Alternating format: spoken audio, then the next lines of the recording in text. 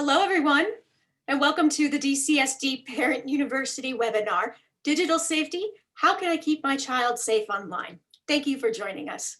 My name is Stacy Blaylock, and I work for the Communications Department for the Douglas County School District. This webinar is scheduled for 1 hour. We're lucky to have our partners from Skyridge Medical Center here tonight. Without them, Parent University and webinars like this would not exist. So thank you for your continuing support. Our guests tonight are Officer Ricky and Officer Kelly from the Lone Tree Police Department. If you have any questions during the presentation, you're welcome to pop them in the Q&A, and our guests will answer them at the end. And at the end of the webinar, you will have the opportunity to provide feedback through a survey, and we would greatly appreciate your input. So I'm going to hand things off to Officer Ricky so we can get started. I hope you enjoy. All right, how's everybody doing? Okay, let's see.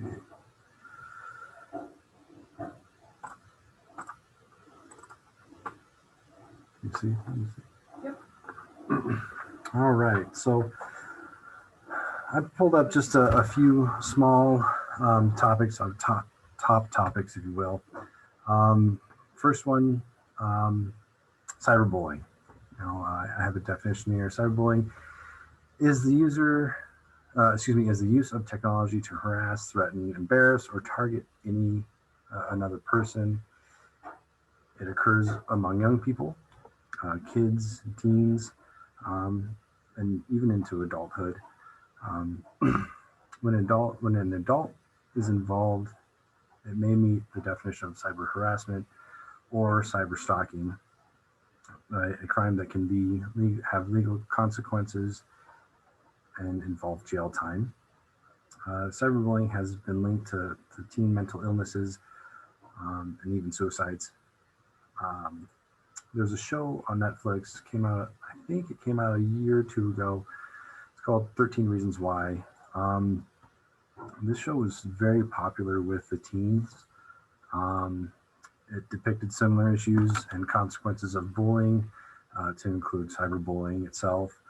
The show was very popular with teens, like I said, but it also glamorized teen suicide as well. If you're not familiar with it, look into it, maybe watch it.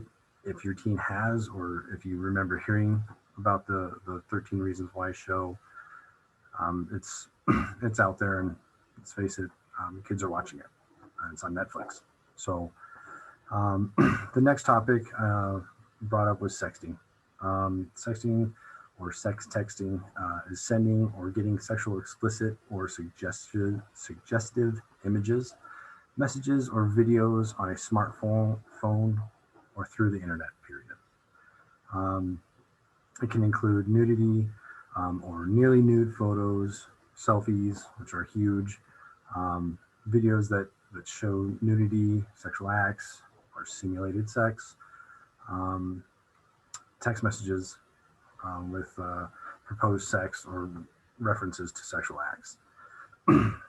So sexting is a crime if it's between two minors, and can result in charges. Recently, Colorado law has changed has changed for juveniles as to a misdemeanor. It used to be a felony. The reason why they did this is so that juvenile doesn't have to register as a sex offender for the rest of their life. This does not apply to adults and minors. Adults are tried as adults, which is a felony. That is this. Let's go on to the next one. Oh, quit. So, sorry, but I'm going to jump in. So I'm Kelly. By the way, we both work for the Lone Tree Police Department. We're in the Community Partnership Unit. So we deal with the schools that we have here in the city as well. If any of your kids go to Lone Tree or Eagle Academy, Eagle Ridge, we are all the two of us will be the ones dealing with anything that happens there. But I wanted to jump in on the sexting piece because I'm actually currently working a case on that, and I think it's important to note that in terms of the sexting thing, this is one of those things that it's going to be the hardest to probably monitor on any of your kids' devices, or in any of the chat rooms or the texts or the apps or whatever they're using to do this. And I think it's important, and again, with the case that I'm currently working, it was something that I needed reminding of, but it's important that kind of almost no matter the age these days, a lot of these kids are getting exposed to this sort of stuff. And, taking the opportunity to kind of learn more about this stuff and use that as the jump off point for conversations that you're going to have with your kids about this eventually is probably the better method than waiting until something like this, might happen with your kid, in which, now you have no choice and you're kind of forced to jump in and have this conversation, maybe from a place that you weren't really ready to address it through. Case in point, one of the people that I'm dealing with, one of the parents that I'm dealing with was not prepared to have this conversation with their child in the manner that it's come about. So using the, ability to kind of dig into this stuff a little bit, kind of research things, and being able to start the conversation on your terms instead of maybe, unfortunately, in the realm of being involved with the police or with the school administration, is always something that I think it's important to keep in mind and take the advantage of when you can do it on your own terms. Yeah, absolutely. You don't want to obviously be caught off guard, but parenting's parenting. All right, so the next slide, just going on some top topics, is the online grooming.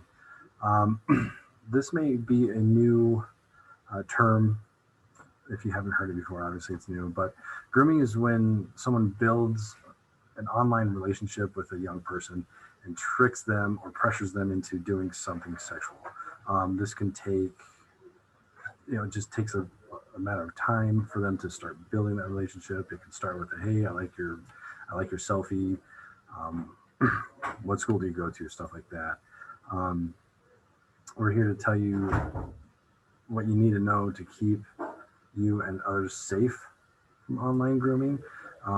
Adults posing as teens or kids. It could be teen to teen. It could be kid to kid. There's no specific, it can be male, female, doesn't matter. There's nothing specific about it, just the grooming to get to that sexual exploitation. And finally, online frauds. This includes advertisements on games, right? So they click, oh, look at this. Oh yeah, I want that, cool. So they click on it when they're playing a game. It's just an advertisement, and then they put information in. Or just on a website, something pops up. Hey, give me your name, date of birth, and they put that personal information in, and it's just an untrusted site. And now they have that information, and they can do what they want with it. So this next slide we got from Sarasota County Sheriff's Office. There is a link on here that I believe you guys will get. I have a bunch of links for you guys, but here's 15 apps. We have Snapchat. I'm sure you've heard of Snapchat, TikTok, but there's another one that says calculator, it has a percentage sign on it. Well, that's not a calculator. It's actually to hide photos and videos and stuff like that. And it's just disguised. I'm pretty sure you guys will get this picture too. If not, it's on a link. You can just Google Sarasota Sheriff's Department 15 apps, and it pops right up. Really good stuff just to get information for yourselves, what the kids are looking into. All right, sorry, went forward. So I didn't want to do death by PowerPoint, so I only have 5 slides. So when it comes, the best prevention for the kids and the internet is just to be involved, period. I put some bullet points down here. Put parental controls on all devices in the household, even your own cell phone, just a passcode, and don't let them know it, which is hard because sometimes you just put it in, and let's be honest, kids can be a little sneaky. They're looking over your shoulder, now they have your passcode. I get it. Check your child's phone. If they do have a phone, check your child's phone regarding conversations, apps, everything like that. Be involved in their social, smartphone life. if they have a smartphone or a flip phone, whatever you give them. Control the child's device no matter the age. That's kind of tough because I know as a parent, I'm a parent. You want to make sure they have their own space, just because maybe they're growing. Maybe they're 13, 14 years old, 15 years old. Gosh, mom, why don't you give me some space? I'm trying to become my own person. That's fine. But you need to be able to control the devices, because let's be honest, they have the world at their fingertips and they can find everything. See, be involved in their social lives as much as possible, as much as you can. You don't want to be a helicopter parent, but you want to make sure going on to the next one, get to know your children's friends and their parents. The more connections you have with their friends' parents, the least likely, they're willing to get in trouble, or what that looks like. I don't know, but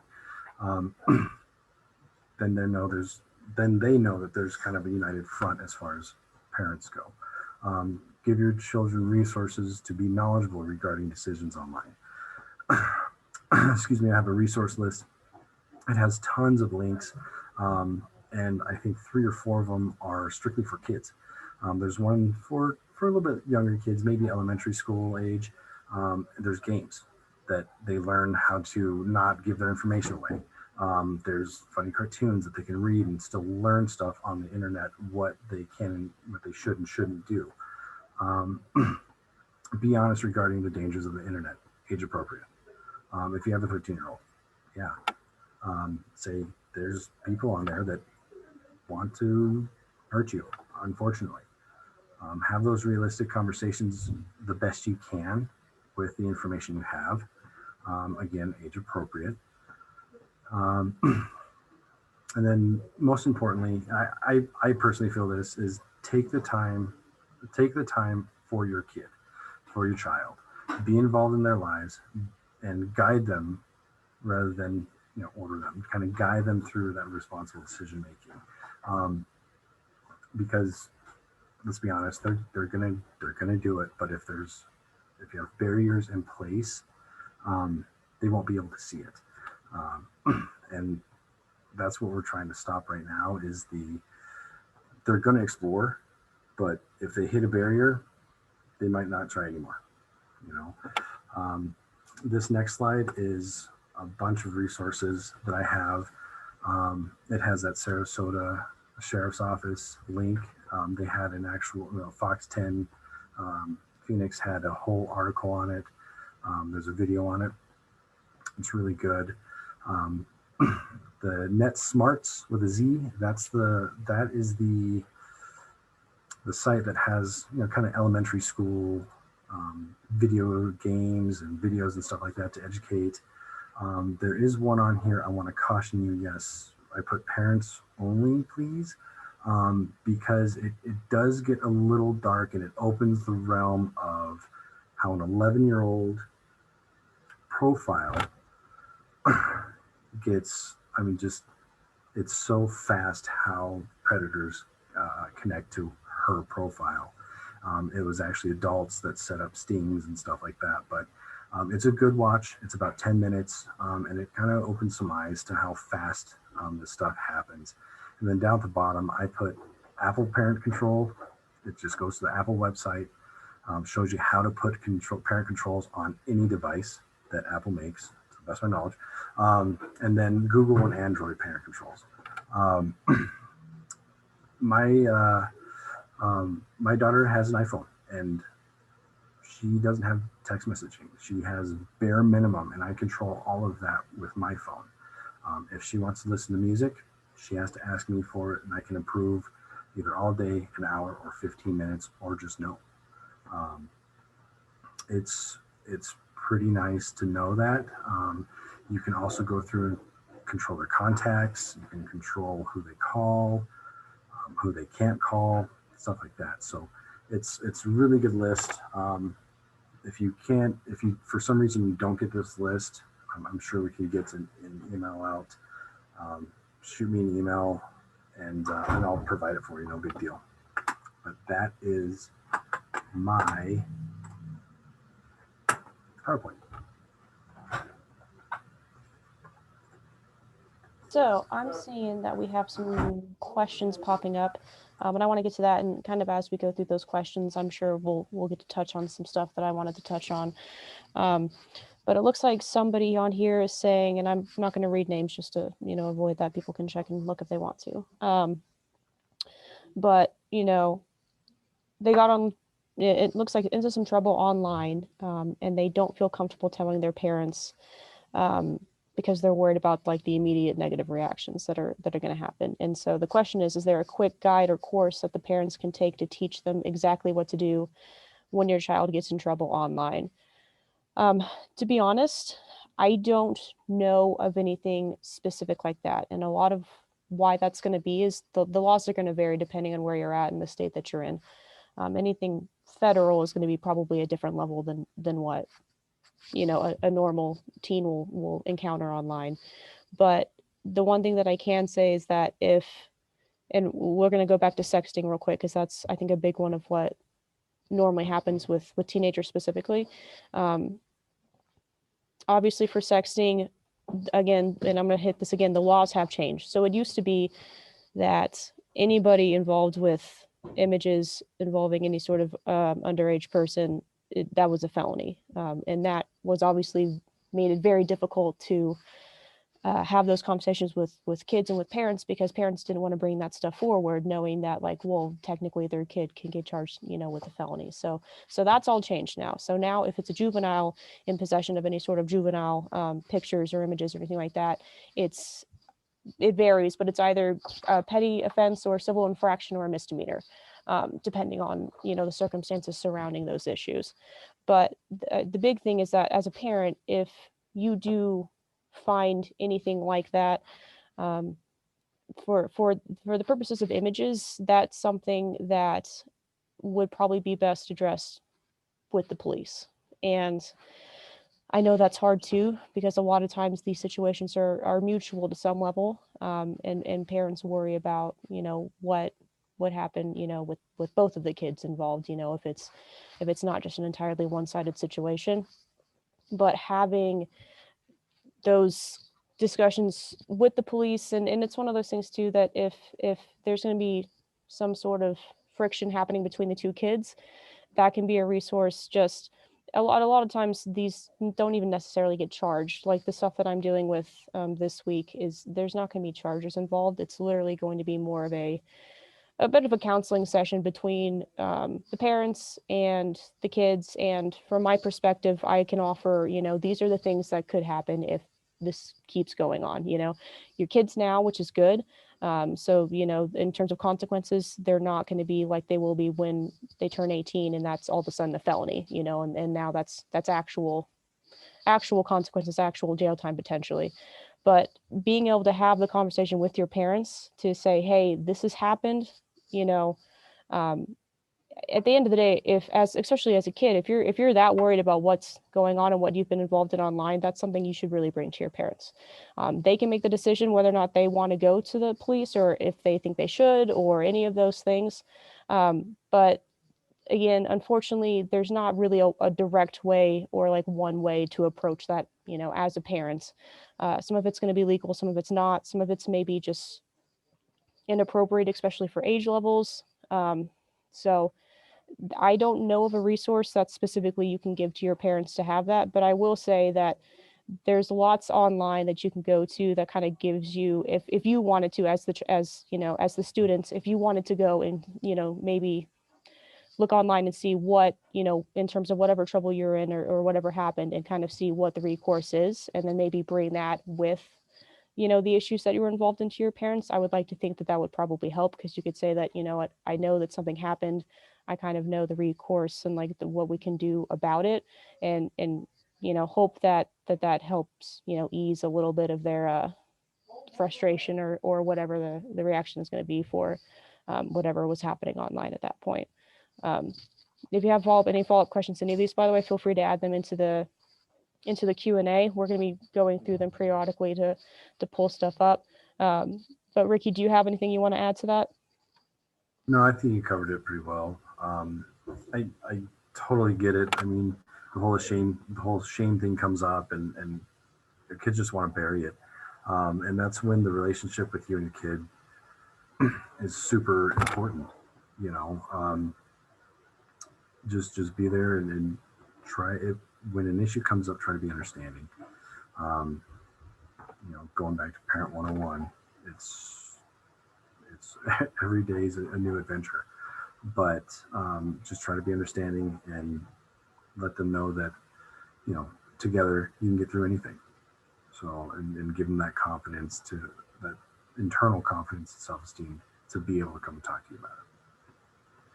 So I've got a question here on Q&A.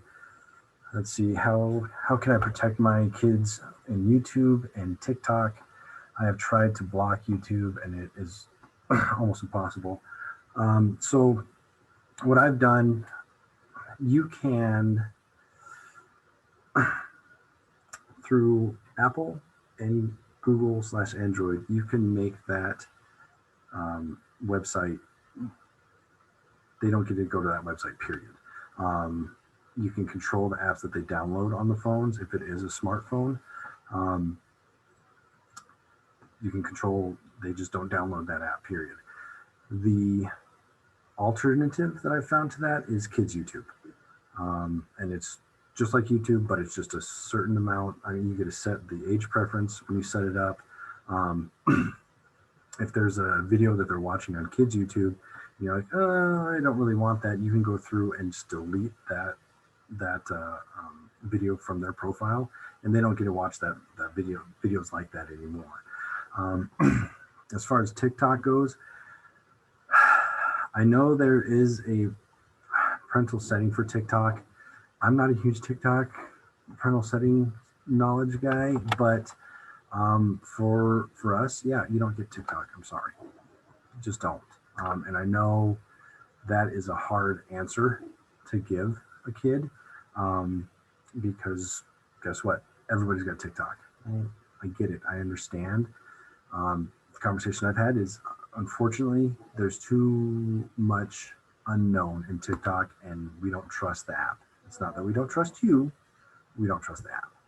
We don't trust the people that are on the app, unfortunately. I know it's your friends and this, that, but unfortunately, you just don't get it.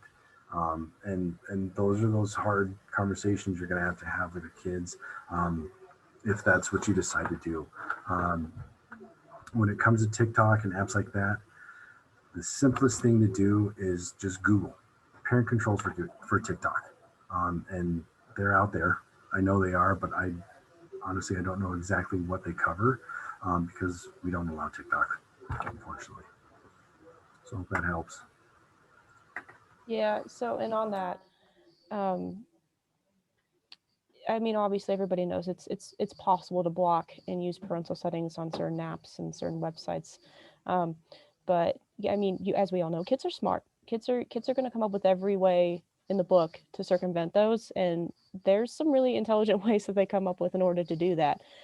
Which again comes back to the biggest thing is just the oversight, and just, there's apps that can override those certain things. So paying attention to see what apps they're downloading or having permissions for that stuff. So almost going back to like the basic protections of like what, even just the basic level of like what apps they can download, that can actually prevent breaching of other parental controls later on down the line, just by having that set in place at the very beginning of it.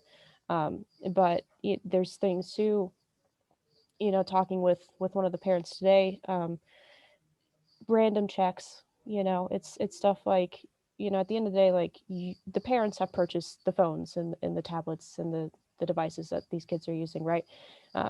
So at the end of the day, that's your device as a parent, and the ability to say, hey, this is mine, you're using it, and this is, how that works. But I have the, as a parent, you have the ability to say, I will do random checks periodically, and I will see, what you guys have been uh, texting, or what apps you're using, or if there are any maybe like breaches in whatever, parental controls or you want to put on there. And again, like, not hopefully coming from a place of distrust, but coming from a place of, it's not that we don't trust you, it's that there's a lot of people out there, especially on the internet, who aren't there for good reasons. And those are the people that we don't trust. And those are the people that we want to make sure that you're, safe from. So, a lot of how you're going to phrase that in there, I think is important, but there's so many different resources, and there's so many different, security apps and all those things. He mentioned it earlier. There's apps that you can download that, will look like a calculator, and they hold pictures or videos or anything like that. There's different, they're called basically vault apps, where they show up as different things. So they can show up as a calculator, or even iPhones, I believe, have a hidden folder ability just built into the actual phone itself, where you can go in through the directory and you can make a folder that makes it so you can't actually see it unless you know where to go and where to look for it. So there's stuff like that. It's worth keeping in mind that a lot of this stuff, some of it's downloadable, but some of it's built into the actual hardware of the devices too. So kind of doing your research and looking into what the options are for those is definitely worth doing as well, just so that you have a better idea of, because again, kids are smart. They're going to figure it out. They're going to get, stuff done that you don't want them doing. So just keeping that in mind. And again, just staying active on that, I think, is important. All right, so one of the questions was answered live, but I want to touch back on it and then answer this other question too. So the last question was VPNs. What a VPN does is, if you don't know, you can put a VPN on your child's phone, and you can control their phone with your phone. I had a VPN once. It was nice. I was able to control the duration she's on, or the duration the kid's on it. I can shut her phone down completely and just lock everything down. And that worked out fine. But there's a charge to it, most likely. There's a monthly fee for it. So that's kind of the opposite hand of things with the Apple the Apple parental controls and the Android/Google. Those are free. So you have that aspect too. VPNs are great. Like I said, it worked awesome. Like the phone was not working, it was a brick. But that can also charge money. And guess what? They get to put a password in, a passcode. So if you use a password for all your stuff and the kid knows that, they're going to figure that out. They are, like Kelly said, they can be pretty good spies and figure stuff out really easily. And that was an issue we had with VPN. We figured out the password. So when it comes to passwords and stuff like that, find something that is personal to you and your husband, personal to you and your partner, whatever that looks like, just so you guys know it, or you know it. That's it. And kind of make it obscure too, like a anniversary date or the name of the first place, you had her birthday at, or their birthday at, or whatever. So make it very personal to you, rather than something that you use for everything, and they know that. So they don't go through and enter the passcode and then change all their parental controls, because I've had that too. There's a passcode that I use for a lot of stuff, and one of my children figured it out and was able to change everything. So eventually I figured it out, but was it too late? I don't know. I went through the browser history and stuff like that. Nothing bad was there, but she still figured it out. So make the passwords personal to you, significant to you, your elementary school or something like that, is what I'd recommend.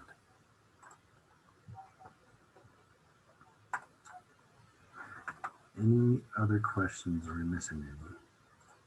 I'm going to hit something real quick. I see something else as a follow-up to one of these questions, but that as a kid, the habit of deleting messages and chats with partners or significant others, how can parents encourage not deleting and saving that sort of stuff? So, I mean, at the end of the day, if it's something that you're deleting or your kids are deleting, there's obviously a reason for that, right? There's there's something in there that you don't want other people to see. Maybe it's embarrassing, maybe it's inappropriate, all of those things. Something that, we can encounter though, especially if as a kid, especially if you're getting into that position where you're feeling like something's not going well, regardless of how embarrassing it might be for you, it makes sense to keep that sort of stuff and making sure your kids know that, because if somebody's sending, as a child, if somebody's sending you inappropriate texts and maybe you're just playing along because you think, that's the cool thing to do or whatever, but it's getting to the point where maybe the kid's getting concerned or anything like that, or as a parent, obviously, if you see it, you would be concerned. I can pretty much guarantee you that the person that stuff is coming from, by the time we get to it, that those messages will have magically erased from that phone, which isn't to say that we don't have resources to go back and actually get those maybe deleted texts or whatever on, because we do. It just takes a lot more time than being able to say, hey, can I need to look through your phone, I need to see what the content of this stuff is, so that we can kind of go right off the bat and know what we're dealing with.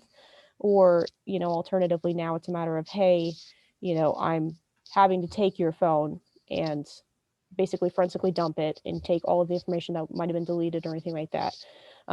Having somebody keep those messages right off the bat is hugely important for that sort of thing, because it cuts down a lot of time, a lot of energy. Again, probably the person who's involved to the greater extent might have accidentally deleted a lot of that information, so that we don't see it. So if the other party did too, it makes it very difficult. And this is kind of a caveat to that too, but I know some parents will get devices that are maybe a little bit more outdated in order to cut down on kind of like the smart ability of those products, like flip phones. You have way less ability to do things than you would a smartphone. So the thought process would be to get something like a flip phone for your child, because it just has less ability to get online and to do those things. However, and not that that's a bad idea, there's pros and cons to it for sure. Keeping in mind that if, as investigators, or if, you need to get into that phone, a lot of flip phones, you can't just plug into a computer and go and look and see, what's been going on, like the messages, like you can for smartphones. You don't have that ability. Sometimes, especially with the amount of texting that kids do these days, sometimes just going through text messages on a flip phone is impossible, because there's so much data there that the phone just can't process it. That actually happened to me recently. So you actually almost have less control over those devices, because you don't have the ability to plug into it as well, or the ability to put on apps that do the oversights and stuff like that. So that, again, just a caveat to that conversation, but keeping in mind, it has pros and cons to it, but deleting stuff off of a phone like that is going to be different than, deleting stuff off of a smartphone, and even just having it on that phone versus having it on a smartphone. Way less accessible, way harder to kind of track stuff down on those types of old phones, just because they're just not as smart as the stuff we have out now. So, but if as kids, if they're ever at a point, if like you as a kid, or if your kids are ever at a point where they feel like something is going on that they're not comfortable with and they're getting worried about, you need to make it clear that no matter what's on here, no matter maybe what you've said and what you think is embarrassing, that needs to be kept, because at the end of the day, that's going to be the context that, brings forward, if something was happening that was illegal, that'll be, basically the evidence that we as investigators need in order to pursue something like that, to actually, make sure that doesn't happen again. Otherwise, it's all hearsay at that point, right? So just keeping that in mind. A lot of it's just trying to have that open conversation at the end of the day. Yeah, absolutely. I wanted to bring up something. So going back to VPNs real quick, there is an app or a website. It's called Bark, B-A-R-K, and it pretty much controls, it monitors, detects, alerts, manages their phone. There's a fee associated with it as well. But if you're having issues with putting parental controls on your child's phone, take it back to Verizon, Sprint, or T-Mobile, I guess, AT&T. Take it to them and say, hey, this is what I have and this is what I want to do. How do I do that? I've done that just because I was naive. I don't know, or I got online and was like, this is too complicated. I need someone to show me. Take it back to the phone store and they can do that. It's highly recommended. It's awesome. They just like, yeah, well, here you go, boom, boom, boom, boom, and you're like, oh wow, you make it look so easy. But that's what they do. You know, they know the phones back and forth because they sell them. So, going on to another one, what are some warning signs, some behaviors parents should look out for? It depends on the kid. Most likely, their heads in their phone all the time. If you take the phone away, they just freak out, right? Granted, yeah, they could just be playing a game, super into the game, but it kind of goes back to the old adage of, okay, if you take something away from them and they freak out, it's probably not healthy for them. You know, do they do the same thing when you give them spinach or broccoli? You know, they don't because they don't really like it. But if they're spending too much time on the device, a device, whatever it is, and you start taking it away or limiting the amount and start freaking out, maybe it's a problem, and that's something to look into. Something too on that real quick is if they are, expressing that when you take the phone away, maybe there's something on that phone that they don't want you seeing. I mean, why have such a big reaction to something, like taking away a phone unless there's something on there that, maybe they hadn't got around to deleting it or, however it goes, but something that they don't want their parent to see, which could be any number of things, but could also be something that's dangerous at the end of the day. We got a question here about a password manager app. Creating long, weird passwords prevents obtaining the same easy password. It does. Yeah, they come out with like 17 characters long, and it is just, I mean, it's just computer talk. But the problem with that, the only problem, I think that's awesome. I think it's great. But then you have to remember that too. Because if you can't remember it, then you can't get into it to change things or just to see if they figured it out. You'll have to be able to remember the password as well. I think something important to remember too, and I'm going to touch on this, is having a conversation about what your kids should or shouldn't be saying online. And when I say that, I mean anything that might give a predator a better idea of who they are, where they live, all of those things. There's a video that I watched recently where it's, two people chatting. The assumption is they're both, 11-year-old females, right? Makes sense. So you have the kid, saying, oh yeah, I live in Colorado, for instance. And the person's like, oh, like, that's cool. Like, I lived in Colorado too, and maybe asking, well, I went to this high school. They're like, and my mascot was this, like, what's the mascot at your school? And they'll be like, oh, well, it's this. I'm like, okay, so that narrows it down to these two. Oh, you mean the one, that's in this city? And they, yes or no. And they're like, oh, they're like, well, do you play sports? Like, do you have a cool mascot that goes along with your sports team? Like, oh yeah, I play soccer. I'm like, oh no, wait, what position do you play? Blank, and now you've gone from, without even asking any direct location questions, you've gone from now they know the school, based on the mascot, and they know the team and the position. So they could even, if needed to, pick out, a specific person on a team just based on that short series of conversations, and then that's the sort of stuff that kids wouldn't think about. It's like, well, they're asking me about my sports team. They don't know where I go, and will they ask me about my mascot? Like they don't, know what school it is. It's stuff like that, having those conversations honestly as early as possible, just to make sure that they're aware, because no matter how big the parental control and how much oversight, sometimes that's going to happen. Like they're going to wander upon something somewhere, some chat in some app or game or something, and you just never know. And the ability to kind of get those sort of answers from kids when they're just not paying attention or they just don't know any better, you can get that stuff in a lot of different ways. So it's not just the typical, well, don't tell anybody your name or your birthday, or it's the street you live on and stuff like that. It can be really innocuous stuff, like as well, that just something to keep in mind there when when you know that your kids are maybe involving in different things with different chat systems. Yeah, a question here is how to start talking to your kids about online safety. Try to make it fun. Take them out on a date or whatever. Just take them out to dinner or say, hey, I'm worried, and this is what I'm worried about. do you know, if this happens, do you know what to do? If someone asks you for your street address, do you just give it to them?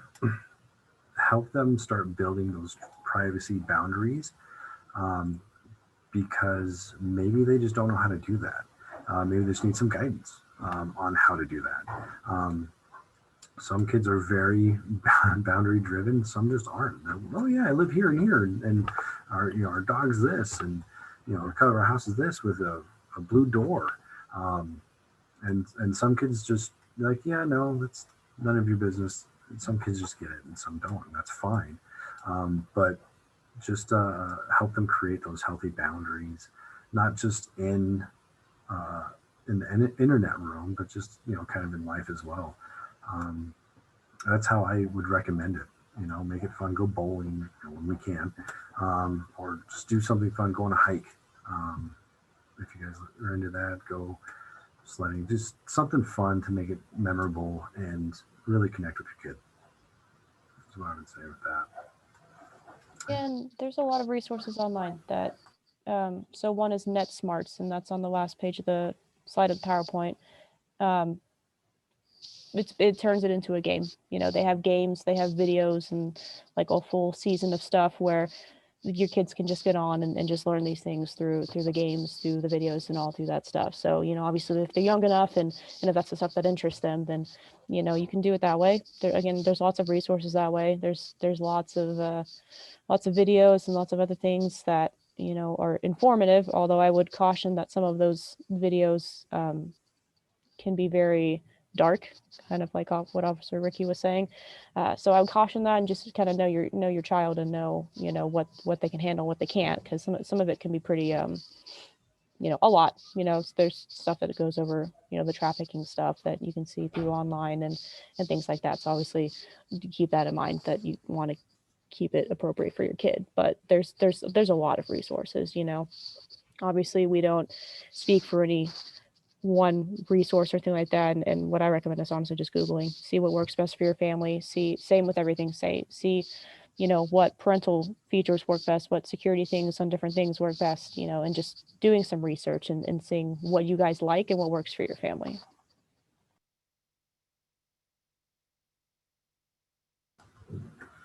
You got any other questions? Looks like we have one here. What's one question a kid can ask the stranger texting online which can reveal their intention?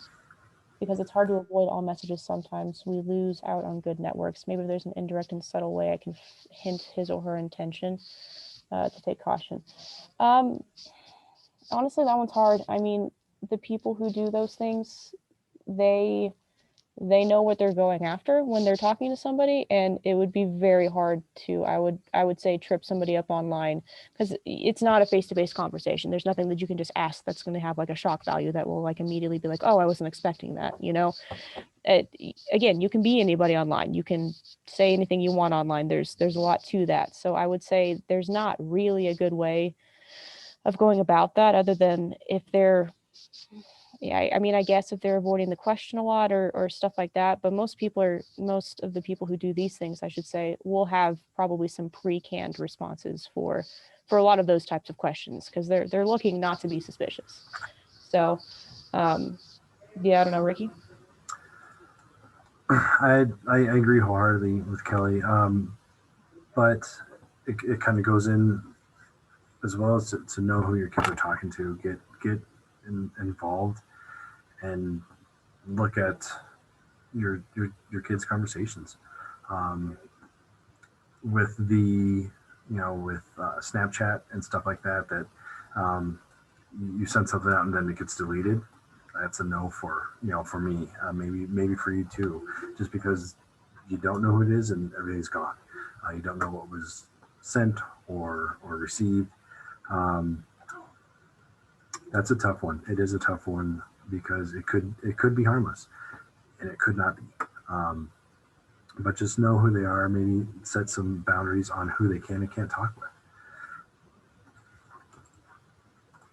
Yeah, and on that, honestly, and he hit on Snapchat. I'm gonna hit on Snapchat. sorry, we got double audio. We're right in the same room if you haven't noticed, but Snapchat is a whole different animal. I've dealt with quite a few cases on Snapchat involving teenagers. Stuff deletes immediately. And if it's not deleted, they can take the screenshot, which alerts the other person that a screenshot was taken, because the entire point of the app is that it deletes immediately, which obviously primes it for a few certain set of activities, right? Snapchat, it's basically made for those reasons. I mean, obviously people don't always use it for that, but every single time I've encountered teenagers using Snapchat, it's not been a good situation. And it's a lot of, well, this person did this and this person did this, but no way to back it up, because at the end of the day, everything's pretty much deleted.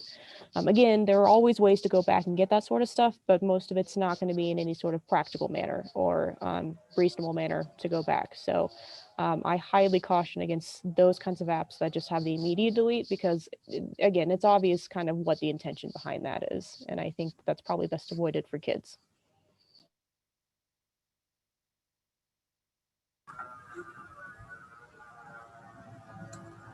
Any other questions?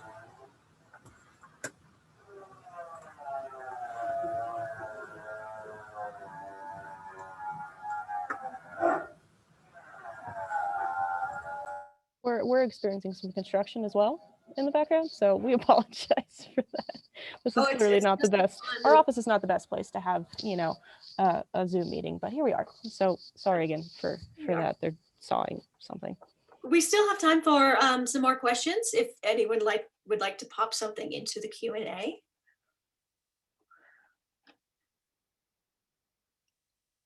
And I guess while we're waiting, if anyone's working on a question, I do have one. So what is something that adults usually don't think about when it comes to online safety? What usually gets overlooked, and what do they need to pay attention to?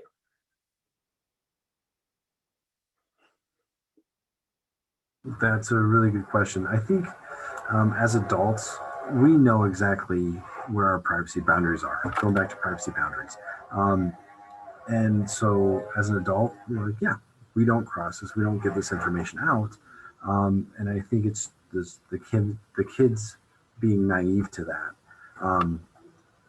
And that's okay. They're naive. They haven't gone through this before. And that's when the teaching and coming together as a family and kind of setting those boundaries up is the most important. In my opinion, I think the best thing a parent can do is just get involved with their kids, their social life as much as possible, and then definitely their social media if they have one, and just internet in general. I am a huge proponent of putting those boundaries up. Like I said, YouTube is a no. It's not. It's just a no for us. But there's kids YouTube, so there's a little bit of a give there, Yeah, it's just getting knowledge to the kids in the best way possible, however that works for your family, and just giving them knowledge. As a quick follow-up to that, also, I'm so sorry, now they're hammering. As a quick follow-up to that, I think it's important for parents to think too, at the end of the day, if something does happen, what you want to happen is you want your kids to come to you. If they don't feel comfortable coming to you about this sort of stuff, it's going to be a problem, because at the end of the day, when it does eventually get to you, it's not going to be on their terms, and the ways in which that could happen not on their terms are obviously not good. If the kid, if your child feels comfortable coming to you, if they think that there's something weird going on right off the bat, then that is something that you can immediately address, and not have to worry about, well, now you're only finding out because it escalated to such a level that there's an actual problem. So just keeping that in mind, just have that conversation and keep it open a little bit too. I mean, again, he's talking about boundaries, setting those boundaries, but also knowing that if something does happen, that hopefully your child is going to be like, hey, this is weird, so offering us to be a second set of eyes for stuff that they don't feel comfortable about or anything like that, I think is something important to keep in mind as well, because oftentimes it comes out a little bit late after that. And I know a lot of parents who wish that, they had made it clear to their children that they could have come to them sooner before it got to the point that it did. Absolutely. We have a question here. It says, how do you know who your kids are connecting with on video games? Sometimes they say friends of friends. Um, we have that. I know on PlayStation and I believe Xbox, you can go to and say they can chat with everyone, friends only, or no one. Um, and we're set to no one, um, just because we haven't hit that realm yet for them to chat with anyone yet. Um, they don't really have friends on game consoles, so right now it's a no chat. Um, when they get older, maybe 12, 13ish, sure you can do the friends only. They can chat with friends only, but then you have to monitor who their friends are. Um, and with that, it gets very tricky too, because the names on the game consoles aren't exactly their first and last name of their friends. Um, it's a username. So it could be cool dude or cool kid 17. It's like, oh, that's my buddy John. Well, okay, maybe verify it with his parents. Um, or it could be cool dude 42 and like, oh, this is Patrick. It's a friend of John's. Well, maybe you contact John's parents and like, yeah, he doesn't have a friend that name. So then there's something, but that's very hard, just because they're all usernames. And the picture is what's called an avatar, which is maybe like Mario's face or something like that. So that's very hard and very tricky. The best thing I would say is control how they can chat, or if they can chat at all. So, and to piggyback off of that, not having headphones and maybe having it so it actually plays through the speakers of the computer, because if they have it playing through the headphones, you have no idea what's being said. And I can tell you, as somebody who plays games, there are some very young sounding people saying some wildly inappropriate things on video game consoles. Whether that's just a lack of, oversight or what the deal with that is, but very, very little productive conversation happens over video games unless you're playing with somebody that you know, like a friend, like from school. So cutting off the chat altogether, in my opinion, probably the best solution, because I mean, at the end of the day, if they want to talk to their friend while they're playing, they could call them maybe and have them on speakerphone. Like, there's different ways to go, but there's a lot of, again, wildly inappropriate conversations that happen on that sort of thing. So, obviously depending on your kid's maturity level and where you think that they're at and what the game is can be a big difference too. But at least getting to know kind of what the conversation is in the games that they're playing.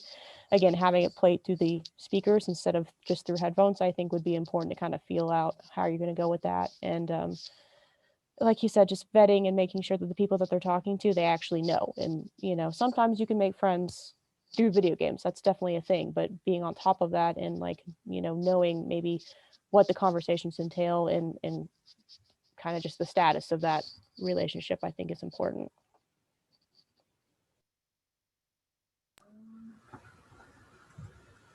Let's see here. What are the appropriate channels to report a predator action? Police. That's the first way to start it, and then it can go into the digital crimes unit if it needs to.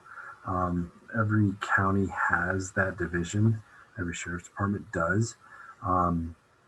But it starts with the first phone call. But it also depends on the information that you have at the time. So that is vast. I mean, how do you know it's a predator? What are the actions?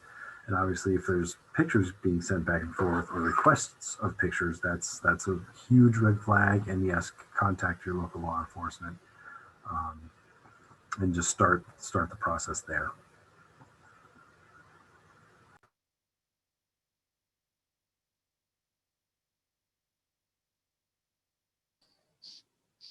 Okay, so it looks like there's one more. Trying to read through it. I mean, so this question basically refers around wanting to start something, a cybersecurity company, and things like that. I mean, here's the thing: if you have, a passion for that sort of work, by all means, there's always room for that sort of stuff. Um, and again, the one thing I can say is that doing anything online, you just have to be safe about it. So at the end of the day, as long as you're staying safe, and this goes for kids and adults. I mean, I know that we're talking about kids, but adults can land in some crazy stuff sometimes too, specifically in the fraud department. And imagine if the adults are landing in these things, then if the kids are involved in that, then they stand little chance at that point. If, somebody like an adult who has the knowledge of being like, hey, maybe this isn't, real or the right thing or a scam or whatever, the kids don't know any better. And why should they? That's not something that they should know or that they've been exposed to. But yeah, anything else? Any other questions that anybody has?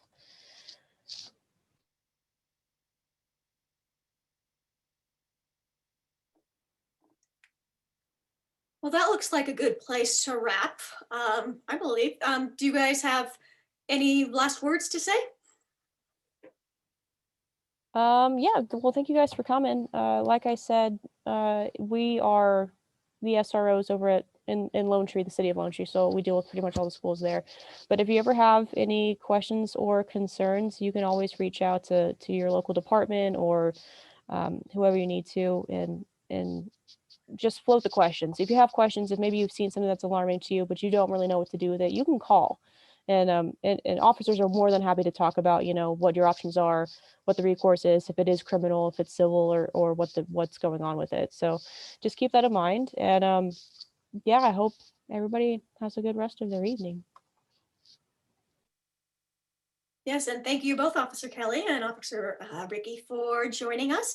And just in a moment here, you'll see a image that will show you how you can leave some feedback for us. We very much would appreciate it. And it's coming up here. Sorry, it keeps wanting to go to the wrong Google tab. Hold on one second. The pitfalls of online events, right?